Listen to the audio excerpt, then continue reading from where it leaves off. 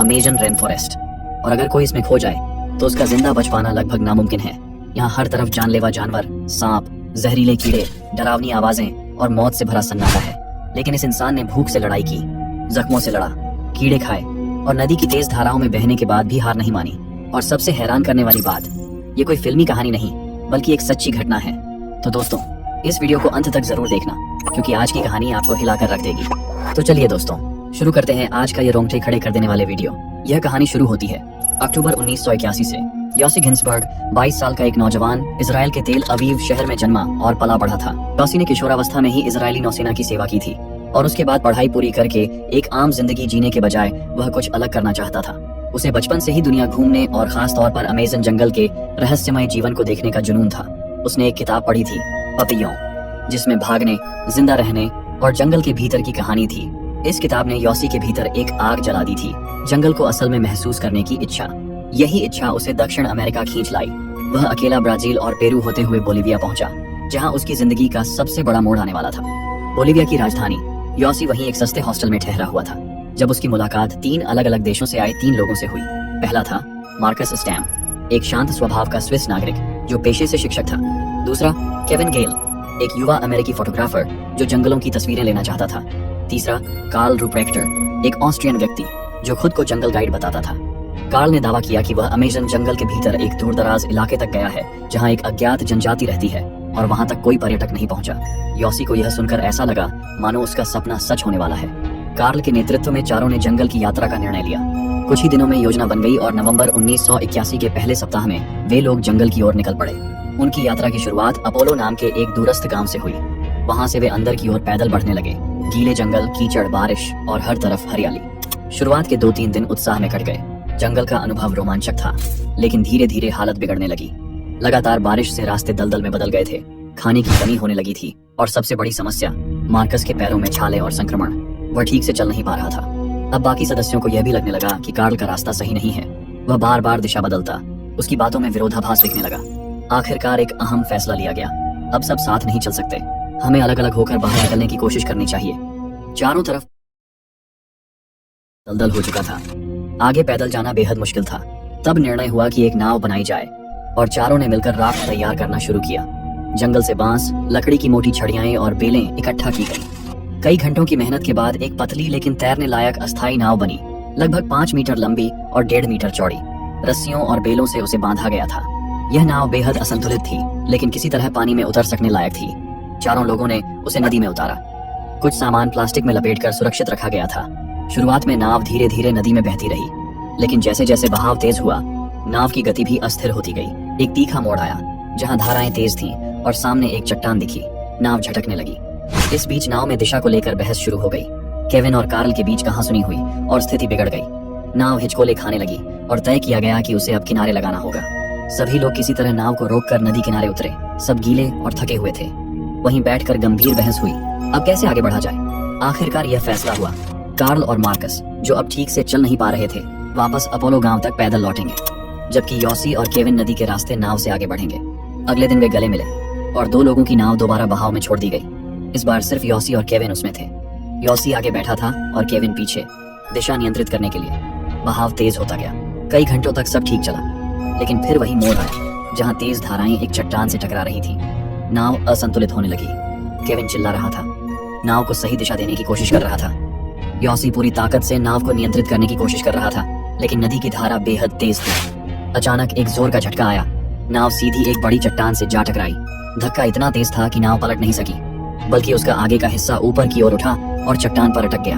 तेज लहरों के बीच वही नाव अब चट्टान पर झूलती हुई, आधी डूबी आधी टिकी हुई थी। योसी और केविन किसी तरह उस नाव के टूटे हिस्से को कसकर पकड़कर बैठे रहे। पानी का बहाव चारों ओर से टकरा रहा था, लेकिन वे उस क्षण किसी तरह टिके हुए थे। इसी बीच हांफते हुए केविन ने जोर से कहा, तुम यहीं रुको, मैं किनारे पर पहुंचने की कोशिश करता हूँ। जैसे ही पहुंच जाऊं तुम रस्सी फेंकना, मैं तुम्हें खींच लूंगा। योसी ने सिर हिलाकर हामी भरी। केविन उस डगमगाती नाव से किसी तरह निकलकर चट्टानों को पकड़ते हुए पानी से जूझता हुआ धीरे धीरे रेंगते हुए नदी के किनारे की तरफ बढ़ा। ऊपर खड़े होकर उसने योसी को नीचे देखा। वह अब भी उस नाव के टुकड़े को थामे चट्टान से चिपका हुआ पानी के बीच खड़ा था। योसी ने जोर से आवाज दी, रस्सी फेंको, जल्दी। लेकिन ठीक उसी वक्त एक और बड़ा भारी बहाव आया। तेज लहरें चट्टान से टकराईं, नाव हिली योसी का संतुलन बिगड़ा और अगले ही पल वह सीधे पानी में गिर पड़ा। तेज धारा ने उसे पकड़ लिया। योसी कुछ पकड़ने की कोशिश करता रहा, लेकिन सब बेकार। वह तेजी से बहता चला गया, उस चट्टान से दूर, उस नाव से दूर, उस किनारे से दूर। ऊपर खड़ा केविन स्तब्ध रह गया। उसने सब कुछ अपनी आंखों से देखा। वह कुछ कर नहीं पाया। योसी उसकी आंखों के सामने उस बेरहम नदी में बहता चला गया। योसी जब तेज बहाव में केविन से बिछुड़ गया तो वह काफी देर तक नदी में बहता रहा। बहते बहते उसका शरीर एक चट्टान में अटक गया और वहीं किनारे पर कीचड़ और पत्थरों में उलझकर बेसुध गिर पड़ा। शाम तक वहीं पड़ा रहा। फिर जब धीरे धीरे होश आया तो उसने देखा कि वो नदी के किनारे अकेला पड़ा है। उस वक्त उसे कुछ समझ नहीं आया। उसने खुद को समेटा और धीरे धीरे जोर जोर से रोने लगा। मार्कस, केविन, कहाँ हो तुम लोग? उसकी आवाज नदी में गूंजी, पेड़ों से टकराई, लेकिन जवाब कोई नहीं था। वह खुद को खींचते हुए थोड़ा आगे बढ़ा और एक पेड़ के नीचे जाकर बैठ गया। अब शाम ढल रही थी और जंगल का सन्नाटा तेज हो चला था। उस रात वह डर के साए में पेड़ के नीचे पड़ा रहा, आंखें खुली, शरीर कांपता हुआ। अगली सुबह जब वो उठा तो पानी की तलाश में फिर से नदी किनारे की ओर गया। तभी दूर से उसे किसी चीज के टकराने की आवाज सुनाई दी, जैसे कोई बर्तन किसी चट्टान से टकरा रहा हो। उसने दौड़कर आगे जाकर देखा तो एक बड़ा सा थैला पानी में उलझा हुआ था, वही बैग जो उसके साथ बहते समय नदी में गिर गया था। वह भागकर पानी में कूदा, पत्थरों से फिसलता हुआ किसी तरह बैग को खींचकर बाहर निकाला। बैग पूरी तरह भीग चुका था, लेकिन अंदर कुछ चीजें अब भी सलामत थी। एक पुराना नक्शा, एक बाइबल और भूख कम करने की गोलियां। ये सब उसने उसी दिन अपनी यात्रा के वक्त साथ रखी थी और अब तीनों चीजें उसे वापस मिल चुकी थी। उसी शाम जब वो फिर अकेला जंगल में बैठा था, उसे अपने माथे पर कुछ चुभता सा महसूस हुआ। सूजन थी, लेकिन उसके अंदर कुछ हलचल थी। जब उसने गौर से देखा तो उसमें एक कीड़ा घुस चुका था। कांपते हाथों से उसने बैग से वो छोटी सी चाकू निकाली, फिर अपनी ही चमड़ी को धीरे धीरे चीर दिया। जिंदा कीड़ा उसके माथे से निकलते देख उसकी रूह कांप गई, दर्द से चीख निकल गई, लेकिन उसने हिम्मत नहीं छोड़ी। अगले दिन सुबह वह फिर नदी किनारे के रास्ते बढ़ा। चलते चलते उसे 2 छोटे पक्षियों के अंडे दिखे। भूख अब असहनीय हो चुकी थी। उसने एक अंडा उठाया, अंदर अधपका बच्चा था। वो इसे खाना नहीं चाहता था, लेकिन पेट की आग ने उसे मजबूर कर दिया। उसने एक अंडा खा लिया और दूसरा अंडा वहीं छोड़ दिया। खाने के बाद वह रुका और मन ही मन उस माँ पक्षी से माफी मांगी। फिर वह जंगल के और भीतर चला गया। चलते चलते उसे एक पुराना इंसानी ठिकाने जैसा इलाका मिला। टूटी लकड़ियां, कुछ पुराने डिब्बे और खाली डिब्बे। शायद किसी वक्त यहाँ कोई आया होगा। वह थोड़ी देर वहां बैठ गया। उसने अपने गीले मोजे निकाले और जैसे ही उसके पैरों की चमड़ी दिखी, घाव थे, मवाद बह रही थी। उसे याद आया जब मार्कस के भी पैर ऐसे ही सड़ने लगे थे। उसने वहीं बैठकर जोर जोर से रोना शुरू कर दिया। मार्कस, माफ कर दो, मुझे नहीं पता था तुम्हारे पैरों की हालत इतनी खराब हो गई थी। उसने अपने पैरों के घावों को देखकर यही सोचा, शायद मार्कस कभी जिंदा नहीं निकल पाया होगा। उसकी आंखों में सिर्फ उसका चेहरा था, थका हुआ, दर्द में डूबा हुआ। वह कुछ देर बाद फिर आगे बढ़ा। उसे एक जगह पैरों का निशान दिखाई दिया। कुछ उम्मीद जागी, लेकिन जब उसने ध्यान से देखा तो वही रास्ता था और थोड़ी ही दूरी पर वही अंडा पड़ा मिला जो उसने पहले खाकर वहीं फेंका था। योसी को समझ आ गया, वो चक्कर में फिर उसी जगह लौट आया है। वह चीख पड़ा, पेड़ों को लात मारी, खुद को जमीन पर फेंक दिया, जोर जोर से चिल्लाने लगा, क्यों क्यों बार बार यहीं? उधर दूसरी तरफ केविन नदी किनारे एक बड़ी चट्टान के पास बेसुध पड़ा था। तभी पास के गांव से आ रहे कुछ लोग लकड़ियां चुनने जंगल में निकले थे। उनमें से एक की नजर केविन पर पड़ी। उन्होंने दौड़कर देखा तो वो जिंदा था, मगर बहुत ही कमजोर और घायल हालत में। गांव वाले उसे सहारा देकर अपने साथ गांव ले आए। उन्होंने उसके जख्म साफ किए, खाना दिया और आराम कराया। 2 दिन तक केविन सिर्फ सोता रहा, होश आता जाता रहा, लेकिन तीसरे दिन उसने आंखें खोली और पहली बात यही पूछी, योसी, क्या वो जिंदा है? गांव वालों ने सिर झुका लिया, लेकिन जैसे ही केविन थोड़ा और ठीक हुआ, वह पास के पुलिस स्टेशन गया और अफसरों को पूरी कहानी बताई। अफसरों को शुरुआत में यकीन नहीं हुआ, लेकिन केविन ने हार नहीं मानी। उन्होंने एक हेलीकॉप्टर से तलाशी का आदेश दिया। उधर योसी अब जंगल में चलने लायक भी नहीं रह गया था। तभी उसे ऊपर से हेलीकॉप्टर की आवाज सुनाई दी। वह दौड़ा, हांफता हुआ एक खुली सी जगह तक आया और लाल कपड़ा निकालकर उसे हवा में लहराने लगा। हेलीकॉप्टर उसके ठीक ऊपर से गुजरा, लेकिन घने पेड़ों की वजह से कोई उसे देख नहीं पाया। हेलीकॉप्टर आगे निकल गया। योसी एकदम चुपचाप वहीं जमीन पर बैठ गया। उसकी आंखों से आंसू बह निकले। मैं यहाँ हूँ, मैं अब भी जिंदा हूँ। उधर केविन ने हेलीकॉप्टर से कुछ नहीं मिलने पर फिर गांव वालों से मदद मांगी, लेकिन गांव वालों ने कहा 3 हफ्ते हो गए हैं, अब तक तो वो मर गया होगा। लेकिन केविन ने हार नहीं मानी। इस बार वो खुद एक लकड़ी की नाव लेकर जंगल की ओर चल पड़ा, योसी को ढूंढने, चाहे जिंदा या मुर्दा। दोपहर के बाद योसी एक बड़े से पेड़ के नीचे बैठा हुआ था। उसके शरीर में अब कोई ताकत नहीं बची थी, आंखें लगभग बंद हो रही थीं और वो हल्की नींद में चला गया था। तभी उसे दूर से किसी की आवाज सुनाई दी, जैसे कोई कदमों की आहट हो। वह चौंक कर उठा और सामने देखा तो एक आदिवासी लड़की कुछ दूर खड़ी थी, घने पेड़ों के बीच छिपती सी, सहमी सी। जैसे ही उसकी नजर योसी से मिली, वह लड़की तेजी से भागने लगी। योसी ने लड़खड़ाते कदमों से उसका पीछा किया, चीख कर बोला, रुको, प्लीज रुक जाओ, मुझे मदद चाहिए। लेकिन लड़की रुकी नहीं और दौड़ती रही। योसी किसी तरह आगे जाकर उसे पकड़ने की कोशिश करता है और एक जगह पर थक कर जमीन पर बैठ जाता है। तभी वो लड़की पास आकर खड़ी हो जाती है। योसी हांफते हुए कहता है, मैं रास्ता भटक गया हूँ, मुझे मदद चाहिए। उसके पास भी न खाने को कुछ था न पहनने को कुछ ढंग का। वह भी दिनों से भटक रही थी। योसी को थोड़ी तसल्ली मिली। उसे लगा अब वह अकेला नहीं है। उसने पेड़ के नीचे कुछ पत्ते इकट्ठा किए, कुछ सूखी टहनियां तोड़ी और लड़की के लिए जमीन पर एक बिस्तर सा बना दिया। फिर उसने उसे बहुत प्यार से बैठाया और फिर उसे लेटने को कहा। लड़की शांत थी, थकी हुई, और वह धीरे धीरे आंखें बंद करके सो गई। योसी भी वहीं बैठा रहा, पेड़ के तने से टिककर। अगली सुबह जब उसकी नींद खुली तो वह बुरी तरह से चौंक गया। वहां कोई लड़की नहीं थी। चारों तरफ बस जंगल था, सन्नाटा था। उसने कई बार इधर उधर देखा, आवाज लगाई, लेकिन कोई जवाब नहीं आया। तब उसे समझ आया, वह लड़की कभी थी ही नहीं, वो तो उसका भ्रम था, उसके मन की एक कल्पना जो अकेलेपन और मानसिक थकावट की वजह से बन गई थी। फिर भी वह आगे बढ़ता रहा।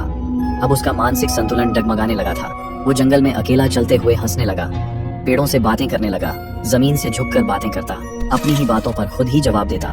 वह पागलों की तरह पेड़ों के बीच नाचता सा आगे बढ़ रहा था। तभी उसका एक पैर अचानक किसी कीचड़ में फंस गया। वह घुटनों तक दलदल में घुस गया। उसने खुद को बाहर निकालने की बहुत कोशिश की, लेकिन जितना वह हाथ पैर मारता गहराई में धंसता चला गया। अब वह छाती तक दलदल में धंस चुका था, लेकिन उसने हार नहीं मानी। बिना हिले बहुत धीरे धीरे, बहुत धीरज से खुद को बाहर खींचने की कोशिश करता रहा और आखिरकार कई घंटों के संघर्ष के बाद वह बाहर निकल पाया। अब वह घिसटता हुआ थोड़ा आगे बढ़ा। तभी कुछ ऊंची शाखाओं से उसके ऊपर अचानक हजारों लाल चींटियां गिर गईं। वो उसके पूरे शरीर पर रेंगने लगी, काटने लगी। तेज जलन, तेज दर्द। लेकिन योसी को इस दर्द में एक अजीब सी ऊर्जा मिली। उसने खुद को और ज्यादा उन चींटियों के नीचे कर दिया ताकि वो उसे और काटें और दर्द दें, क्योंकि अब यही दर्द उसे जिंदा महसूस करा रहा था। उसका शरीर कांप रहा था, आंखें लाल थीं, लेकिन इस पीड़ा ने उसमें एक बार फिर हिम्मत भर दी थी। उसने अपने शरीर को उठाकर फिर से आगे बढ़ाना शुरू किया। अब घुटनों के बल चलता हुआ वो फिर से जंगल के भीतर बढ़ता गया। तभी उसे दूर से पानी की आवाज सुनाई दी। वह घिसटता हुआ टूटे शरीर से वहां पहुंचा और देखा कि सामने एक नदी बह रही है। नदी के किनारे एक छोटा सा कछुआ बैठा था। योसी वहीं बैठ गया और उस कछुए से बातें करने लगा जैसे वह उसका कोई पुराना दोस्त हो। वह कहता है, मैं अब थक चुका हूँ, शायद मैं अब कभी बाहर नहीं जा पाऊंगा। कछुआ चुपचाप नदी की तरफ सरक गया और योसी बस उसे देखता रह गया। अब उसके मन की सारी उम्मीद टूट चुकी थी। उसने धीरे से खुद को नदी किनारे जमीन पर गिरा दिया, दोनों हाथ फैला दिए और बड़बड़ाने लगा, यही मेरी कब्र है, यही मेरी आखिरी जगह। लेकिन किस्मत ने उसका साथ नहीं छोड़ा था। अगली सुबह पूरे 21 दिन यानी 3 हफ्ते के बाद जब सूरज की किरणें पेड़ों के बीच से छनकर नदी किनारे तक आईं, तो एक नाव धीरे धीरे उस इलाके की ओर बढ़ी। वही जगह जहां योसी आखिरी बार देखा गया था। नाव में 2 लोग थे, एक केविन और दूसरा एक स्थानीय मछुआरा। वे उस जगह आखिरी बार तलाशी के लिए आए थे। केविन ने नाव किनारे लगवाई, कुछ देर पास की झाड़ियों और पत्थरों के आसपास निगाह दौड़ाई, लेकिन कुछ भी नहीं दिखा। थक कर वो नाव में वापस बैठ गया। नाव अब घर लौटने के लिए मुड़ चुकी थी, लेकिन जैसे ही नाव एक मोड़ पर पहुंची, केविन ने यूं ही पीछे देखा। पेड़ों के पास एक चेहरा, बहुत ही पतला, गाल अंदर धंसे, शरीर हड्डियों सा, लेकिन आंखें वही थी, वही योसी की आंखें। केविन ने बिना कुछ कहे नाव मोड़ी, तेजी से उसकी तरफ गया। पास पहुंचा, योसी जमीन पर गिरा पड़ा था, बेहद कमजोर लेकिन जिंदा।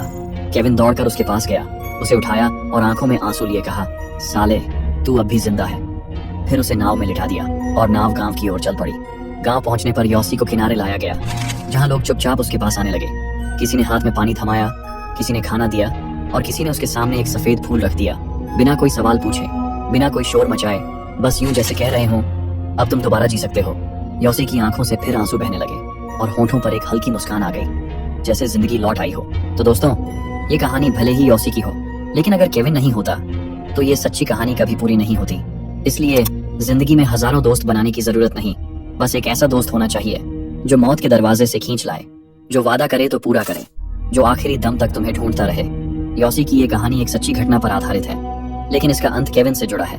और इसीलिए दोस्तों, अगर आपको ये वीडियो अच्छा लगा हो तो इसे अपने सच्चे दोस्तों के साथ जरूर शेयर कीजिए, ताकि वो जान सकें कि एक दोस्त कैसा होना चाहिए। और अगर आपके पास भी कोई ऐसा दोस्त है जो आपके लिए जान दे सकता है, तो इस वीडियो को उसी को भेजिए। और दोस्तों, हम फिर मिलेंगे कुछ इसी तरह की रूह कंपा देने वाली सच्ची घटनाओं के साथ। तब तक चैनल को जरूर सब्सक्राइब करिए और जुड़े रहिए हमारे साथ। धन्यवाद।